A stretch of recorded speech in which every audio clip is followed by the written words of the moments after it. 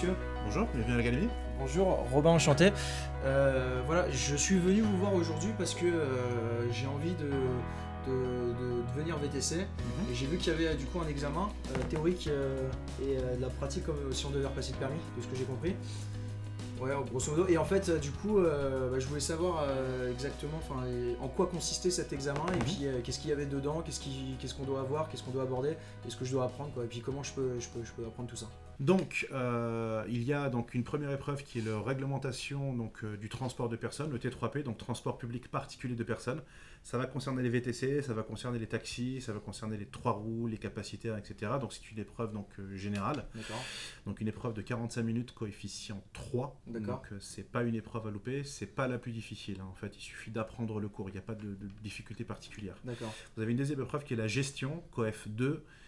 C'est un peu plus costaud, je ne vous le cache pas. Pour ceux qui font ça en cours à la maison, C'est tendu. c'est un petit peu tendu. Ouais. Il faut vraiment le cours en présentiel. Vraiment, j'encourage vraiment à faire du cours en présentiel, ne serait-ce que pour cette matière-là. D'accord. Vous avez donc la sécurité routière, donc pas de difficulté particulière. D'accord. Je ne vous cache pas que vous risquez de tomber sur des panneaux que vous n'avez jamais vus. D'accord. De toute façon, vous demandez à n'importe quel conducteur aujourd'hui de repasser le code. Ouais.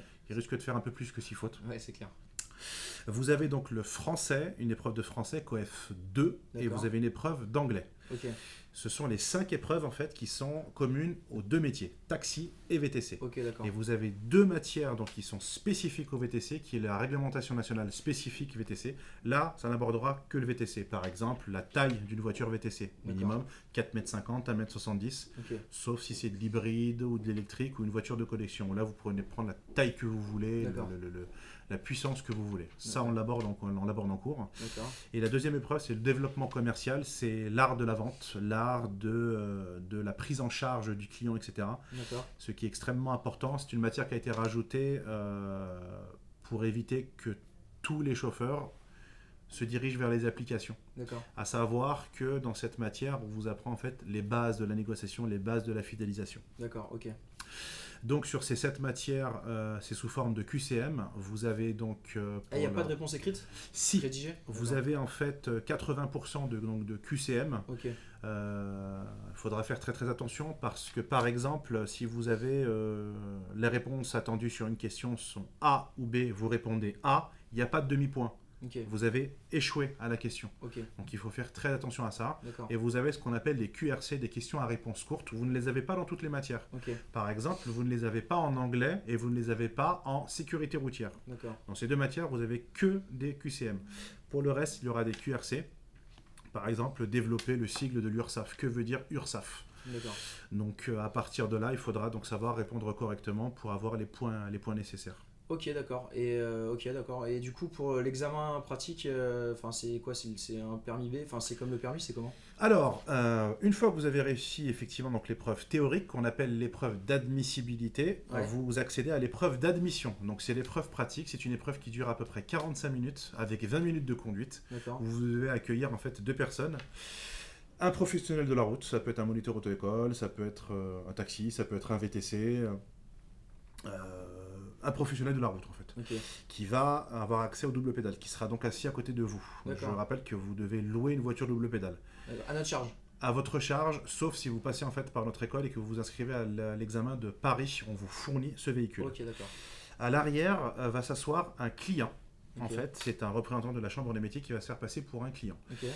À l'intérieur du véhicule, vous devez être en mesure de pouvoir fournir un devis une fois que vous avez pu lui montrer en fait sur une carte la destination. D'accord. Donc il vous donne le nom de la rue et vous indiquez, enfin c'est comme à la bataille navale, Ouais. page 17, E14, voilà, on est ici. Ok. À partir de là, vous mettez en fait la destination dans le GPS, vous avez le droit au GPS Ok. pendant cette épreuve-là. Ok.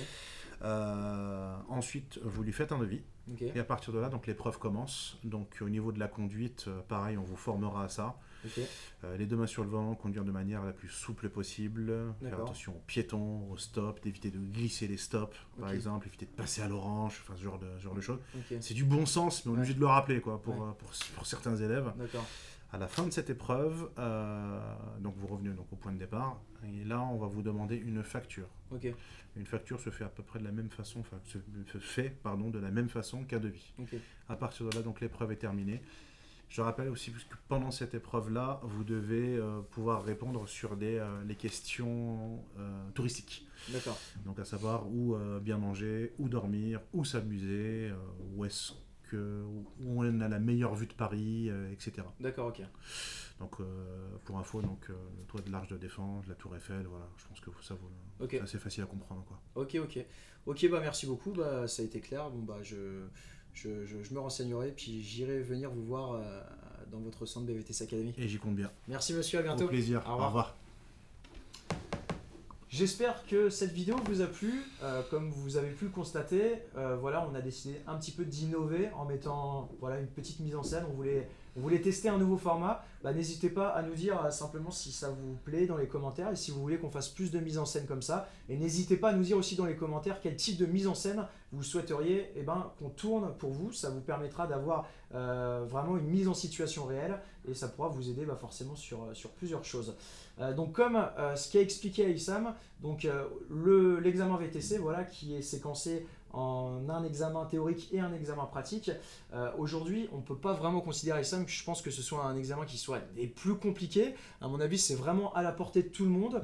Mais comme dans n'importe quel domaine, comme dans n'importe quel secteur d'activité, c'est à la portée de tout le monde à partir du moment où on s'y est bien préparé. C'est comme dans le VTC, moi c'est ce que je dis systématiquement à des personnes qui se lancent. Je leur dis, quelle est la différence entre un entrepreneur A et un entrepreneur B à succès? La différence entre ces deux entrepreneurs, c'est tout simplement l'entrepreneur A qui s'est lancé à l'arrache, sans stratégie, sans forcément essayer d'avoir une stratégie d'acquisition de véhicules intéressante. Il prend une location de véhicules et il reste dans le cercle vicieux des applications parce qu'il n'a même pas envie de se prendre la tête. Contrairement à l'entrepreneur numéro B qui a pris le temps sur plusieurs semaines, voire plusieurs mois, à vraiment travailler sur une étude de marché, un business plan, un vrai business model avec différents objectifs, avec des vraies stratégies d'acquisition de véhicules, d'optimisation des coûts. Tout simplement, la différence entre l'entrepreneur A et l'entrepreneur B, c'est tout simplement que l'entrepreneur B va se développer beaucoup plus rapidement, gagnera beaucoup plus d'argent et aura une pérennisation sur le long terme. Donc ça, comme pour l'examen VTC, plus vous êtes préparé, donc pour ça je vous invite à vraiment suivre une formation. Je vous invite également à aller sur notre site BVTC Academy, donc je crois qu'on a 91% de taux de réussite. Oui, c'est ça. Actuellement. Donc voilà, de toute façon, vous avez pu voir le professionnalisme d'Aïssam. Donc à ce niveau-là, vous allez vraiment vous donner tout simplement les meilleures chances de réussir. En tout cas, si vous êtes en phase de réflexion d'un projet VTC et que vous voulez passer un examen et que vous cherchez une école pour vous former, on se fera un plaisir de vous accompagner déjà sur la formation. Aïssam s'en occupera, sur la création, sur la comptabilité et sur le conseil derrière. C'est moi qui vous accompagnerai et je me ferai un plaisir de vous donner tous les outils, toutes les stratégies et tous les bagages nécessaires pour réussir. Si cette vidéo vous a plu, mettez-moi un gros pouce bleu, abonnez-vous à la chaîne si ce n'est pas déjà fait. Et pour conclure, je vous inviterai à cliquer sur le lien dans la description. J'ai préparé une série de vidéos totalement gratuites où je vous explique les fondamentaux à mettre en place pour avoir une société VTC qui tout simplement vous permet de vivre confortablement. Je vous dis à bientôt et on vous souhaite une excellente journée. Bye bye. Au revoir.